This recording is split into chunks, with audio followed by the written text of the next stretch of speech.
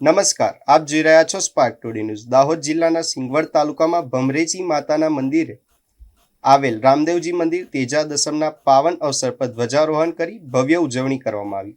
આ પ્રસંગે અનેક ધાર્મિક કાર્યક્રમો પણ યોજવામાં આવ્યા હતા. સિંગવડના ભમરેચી માતાના મંદિરના પટાંગણમાં રામદેવજી મંદિરે દર વર્ષની જેમ આ વર્ષે પણ તેજા દસમ નિમિત્તે રામદેવજીની જન્મ જયંતિની ઉજવણી કરવામાં આવી છે. આ અવસરે પર ધ્વજારોહણ મહંત શ્રી 108 સુમરણ દાસજી કબીર મંદિરના દાસાના વરદ હસ્તે કરવામાં આવ્યું હતું, જ્યારે પૂર્વ કેન્દ્રીય મંત્રી તથા દાહોદના સાંસદ જસવંતસિંહ ભાભોરના હસ્તે રામદેવજીની આરતી કરવામાં આવી હતી. કાર્યક્રમમાં ધારાસભ્ય શૈલેષભાઈ ભાભોર સહિત અનેક આગેવાનો ઉપસ્થિત રહ્યા હતા. રામદેવજીના ભક્ત કરણસિંહ વણઝારાએ મહેમાનોને શાલ ઓઢાવી તેમજ ફૂલોની માળા પહેરાવીને સન્માનિત કરવામાં આવ્યા હતા.